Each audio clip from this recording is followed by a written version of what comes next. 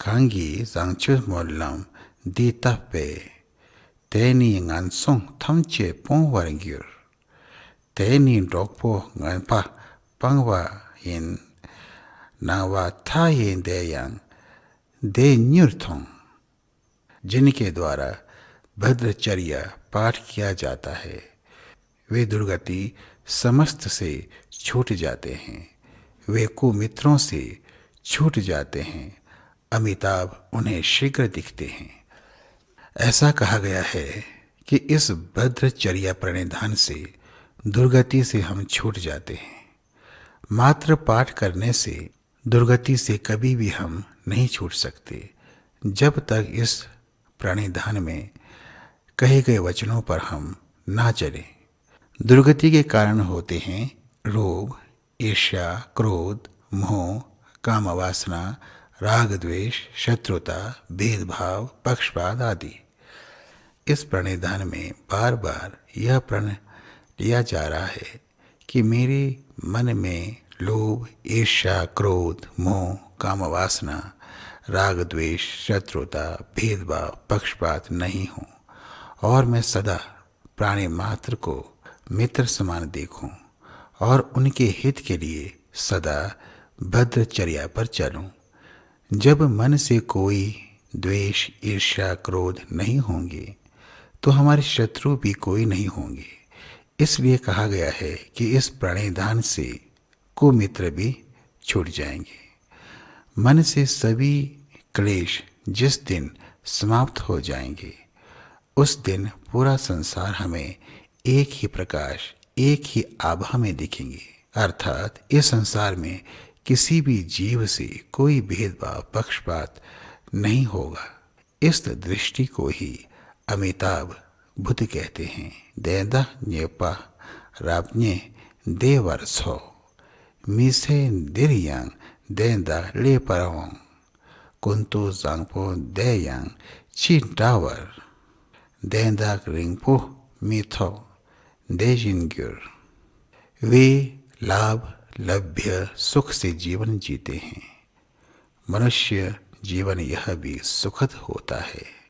समंत भद्र जैसे हैं वे अविलंब उनके समान हो जाते हैं। इस संसार में दुख का एक कारण होता है कि दूसरा व्यक्ति क्यों सुखी है और जिसे हम सुखी जान रहे हैं वह हमें देखकर सोचता है कि वह क्यों सुखी है। वास्तव में हमें सुख और दुख का अनुभव एक दूसरे को देखकर और तुलना करने पर ही होता है। जिस दिन व्यक्ति के मन से दूसरों को देखकर तुलना कर सुख ढूंढने का संघर्ष समाप्त हो जाता है, वास्तव में वही सुख है।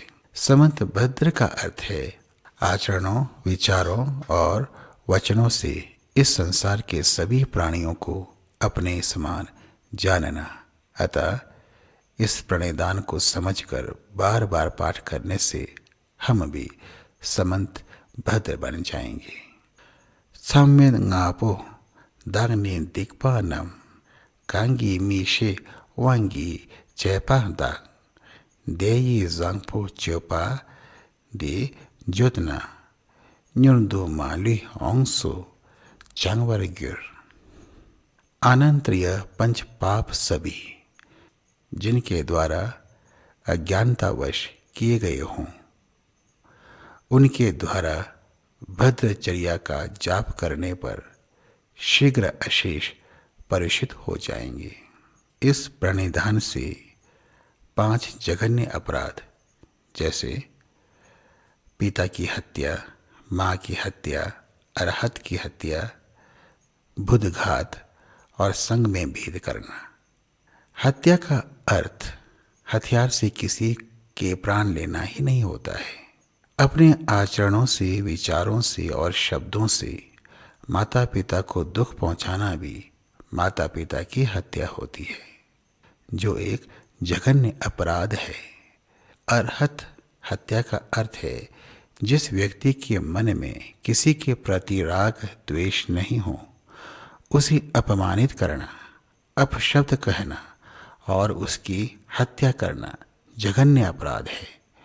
कोई भी जागृत व्यक्ति बुद्ध होता है, अतः उसे चोट पहुंचाकर उनके शरीर से रक्त निकालना, उनके विचारों को बिना समझे तुच्छ जानना, अपमानित करना जघन्य अपराध है। संघ भेद का अर्थ है बौद्ध संघ में समाज में भेदभाव उत्पन्न करके संघ तोड़ने का प्रयास, समाज तोड़ने का प्रयास, भिक्षुओं से और समाज में जन्म, लिंग, उपाय, साधना विधि के आधार पर भेदभाव करना जघन्य अपराध है। अतः इस भद्रचर्या प्रणिधान के अर्थ को और भाव को समझकर पाठ करने से सभी अपराध शुद्ध हो जाएंगे, क्योंकि इस प्रणिधान को समझने के बाद मन में कोई राग, द्वेष, मोह आदि नहीं रहता है, जिस कारण हमारे विचारों से, आचरणों से और वाणी से किसी के प्रति ना हिंसा होती है और ना ही कोई भेदभाव। अतः हम इन 5 जघन्य अपराधों से बच जाते हैं।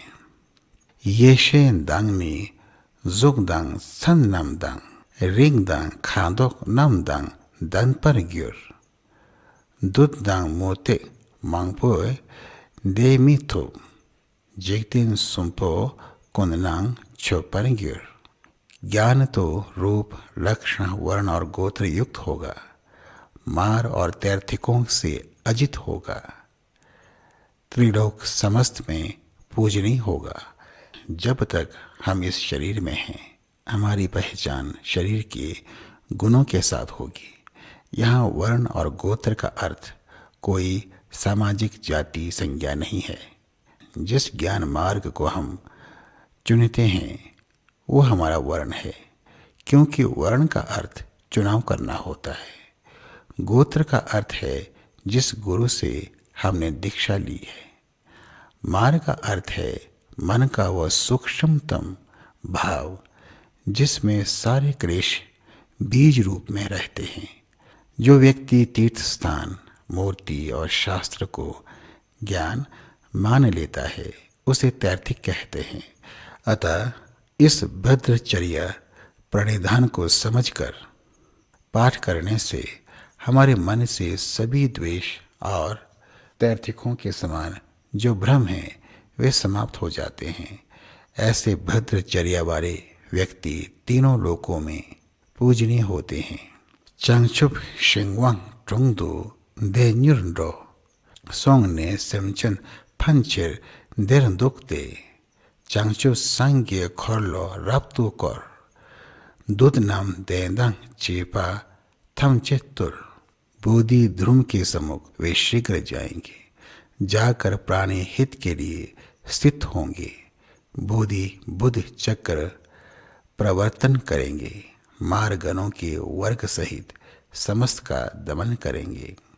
जिस भूमि में बुद्ध जन्म लेते हैं उस पवित्र भूमि में ऐसे लोग जन्म लेते हैं।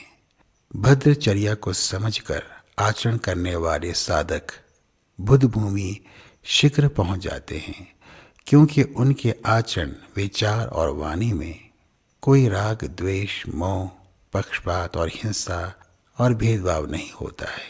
वे बुद्ध समान हो जाते हैं। वे बुद्धत्व के बाद वे प्राणी मात्र के हित के लिए धर्म चक्र प्रवर्तन करेंगे। उनके मन में कोई राग, द्वेष, मोह, हिंसा आदि मन के क्लेश नहीं होंगे। कांगयांग जंगपो चेपी मल्लम दी छंगवा दंगनी तोंतम लोकनायांग दे ये नम पर मिनपांग संगे खेन चांचो छोला सोमनी माछेची।